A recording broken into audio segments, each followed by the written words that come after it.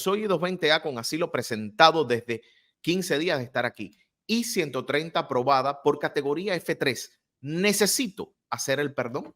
Mira, Claudio, era una buena pregunta. Primero, como ya tú entraste en una 220A, esa petición familiar F3 va a ser muy difícil que la puedas llevar a cabo, porque requiere pedir un perdón 601A por la entrada ilegal.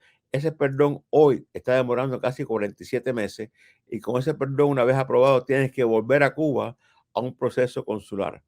En realidad, yo te diría a ti que vas a tener que esperar, presentar tu asilo, pelear tu asilo.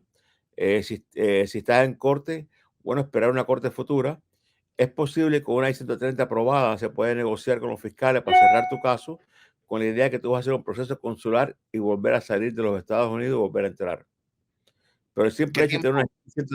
una I-130 aprobada no te permite legalizarte en los Estados Unidos. Y el tema, Willy, con la I-130 y la entrada con el I-220A y hacer el perdón, es todo el tiempo que eso demora y no hay garantías, Correcto. ¿no? No hay garantía, y tú tienes que demostrar que tus padres, tus hijos menores de edad o tu cónyuge sufren tu deportación antes que te aprueben la 601A, y sí requiere que tú regreses a tu país para un proceso consular. Y usualmente los programas están aprobados y el chance son que vas a regresar con tu residencia, pero hay que recordar que el cónsul siempre tiene la última palabra.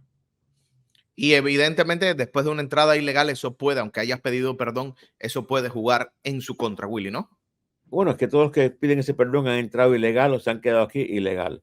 Así que eso no juega, el problema no es tan grande en contra de ella. El problema es que tiene que regresar a su país y que hoy, el 28 de marzo de 2024, ese perdón 609 está demorando casi 47 meses. Y esos 47 meses los esperaría aquí y luego saldría. Claro, lo esperas aquí, tú no vas a salir hasta que el perdón no esté aprobado. Pero al final del día, si vamos a ser honestos contigo, tú vas a legalizarte como cubana con la 220A. Daniel, yo tengo una confianza absoluta que más tarde que más temprano la 220A se va a resolver de una forma administrativa. Yo lo creo. eh, y yo creo que sí va a ocurrir, quién sabe después de las elecciones, pero tengo cierta confianza que aunque eh, el presidente republicano gane, se va a buscar la forma de legalizar a los cubanos que ya están aquí.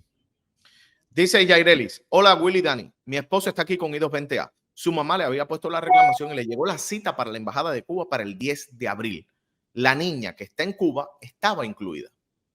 Bueno, el problema es que el que viaja con esa visa es el padre. Francamente, si la madre es residente o ciudadana, yo le diría a la madre que vaya a Cuba, o la abuela que vaya a Cuba y que lleve a la niña a la entrevista a ver si tiene suerte y la aprueban la entrada a ella. Obvio que si él va a Cuba, tiene que pedir un perdón.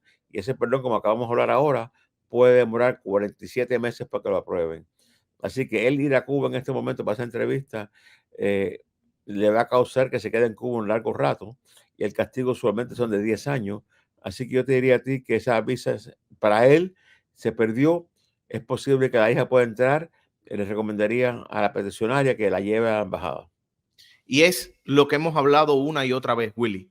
A Personas la que cita. tenían esta reclamación, personas que se lanzaron a cruzar la frontera. La gente no entiende que cuando tú cruzas para la frontera no te dejan entrar, Daniel o Willy, ay, porque soy cubano, me quiero. No, es porque tú se presume que estás escapando de una persecución, de una tortura y Mira, tienes que seguir tu proceso. imagínate esta persona ahora. Va a ir a Cuba, una 220A, presentó un asilo, tiene miedo de ser perseguido en Cuba, pero va a volver. La hija la dejó en Cuba, ¿qué va a pasar? Son casos interesantes. Creo que los correos que te mandé esta semana, había como 3 de ellos que eran de personas que entraron con CBP1, preguntando que si tenían que aplicar para asilo o no. Y claro que tienen que aplicar para asilo. Y uno que te mandé, yo creo que decía, bueno, pero yo quiero volver a Cuba. Tengo que de verdad aplicar para asilo. Y la jueza lo mandó a aplicar para asilo porque tuvo una corte ahora. Y la jueza le dijo, ¿tú tienes miedo de regresar a Cuba? Dijo que sí. Me pregunta a mí que se tiene que aplicar para asilo. Tómalo, que si una jueza te dice, aplica para un asilo en mi corte, tienes que hacerlo. Y si no lo haces, aunque tengas CBP1 y seas cubano, y al año del día puedes aplicar para tu residencia, te va a hacer la vida miserable cuando te deportes.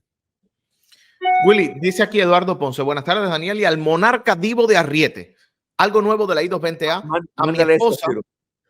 a mi esposa, que es I-220, con fecha de corte, le están diciendo que pide un programa al gobierno para poder posponer su última corte, que es el mes que viene. ¿Eso estaría bien? Saludos. Yo no sé, Eduardo, si tu esposa tiene abogado o no. Yo sé lo que va este año. Varios jueces nos llevaron a juicio final. Gracias a Dios hemos ganado 3 de los casos que fuimos a juicio final. 2 de los casos que teníamos programados por juicio final, los jueces lo pospusieron para el futuro. Y en un caso en particular, los fiscales y el juez accedieron a cerrar el caso. Entonces yo te diría que número 1, yo espero que tu esposa tenga abogado. Número 2, yo te diría, no hay ningún programa especial del gobierno. Yo te diría que es muy importante que tu abogado hable con los fiscales, a ver cuál es la posición de ellos sobre el asilo que tú tienes presentado. Y algunos jueces te van a llevar a juicio. Así que eso es lo importante, estar bien preparado. Y si no tienes abogado, está en un camino muy peligroso. Si tienes abogado, habla con tu abogado ahora.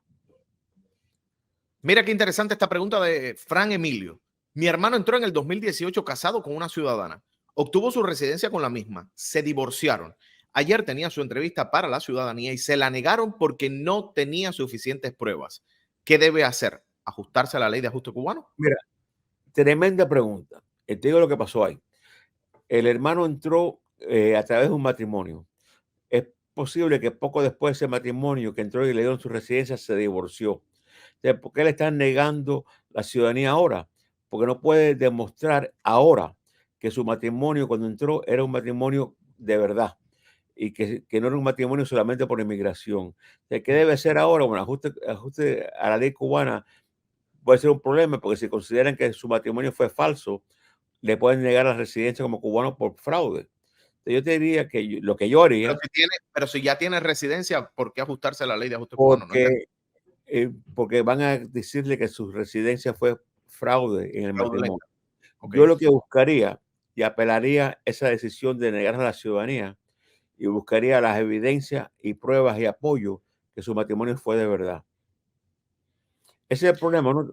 Déjame tocar un momento el tema del matrimonio. Personas que entran como novias y se casan en los Estados Unidos, el estatuto de fraude tiene que demostrar que tú te casaste por más de 2 años para demostrar que tu matrimonio no fue falso.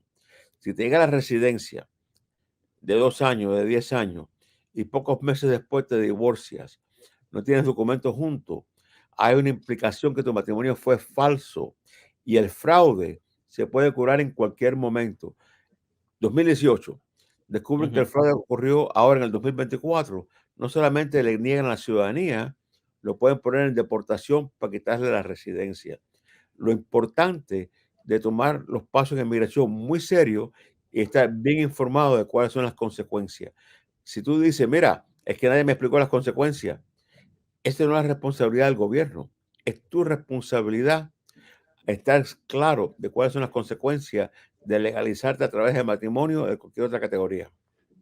Y es importante que tú digas eso, Willy, porque las personas no entienden que hay procesos y que las autoridades revisan. Y sobre todo cuando es temas de matrimonio, porque se han dado en el pasado muchísimos fraudes que aquí hemos estado conversando. Y ellos Sí, miran, entraste, a los 6 meses te divorciaste o al año, bueno, puedes caer en un proceso de duda. Puedes que no, pero puede que sí. y es importante tener la evidencia. Mira, no todos los matrimonios son perfectos. Es posible que llegaste, No, mira, creo si lo sabrás tú. perdón, es que no escuché la pregunta que tú me dijiste, no escuché No, el no, comentario tuyo. no, no fue una entrevista, no fue una pregunta, fue tan solo un encabezado. Si lo sabrás tú, que los matrimonios algunas veces no son perfectos.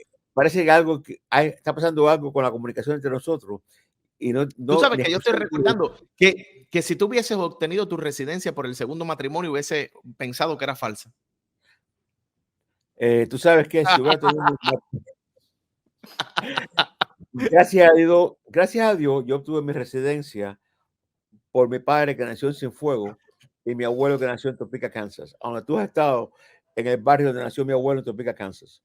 Tenemos que ir por allá, tenemos que volver. Por cierto, el día Tenemos 27, que volver a Kansas. 27 de abril vamos a estar en Louisville, Kentucky. Así que gente que está en Louisville, Kentucky, riegue la bola, el Divo de Arriete va a estar. Y usted se pregunta, ¿por qué el 27 de abril? Bueno, tenemos que esperar que baje, que suban las temperaturas, que la primavera avance, porque Willy es una persona mayor que se nos puede enfermar. yo soy frágil, estoy delicado, la temperatura tiene que bajar, pero no solamente vamos tú y yo, va a ir Penn State y van a ir 3 jóvenes a la oficina para atender a las personas que quieren juntarse con nosotros.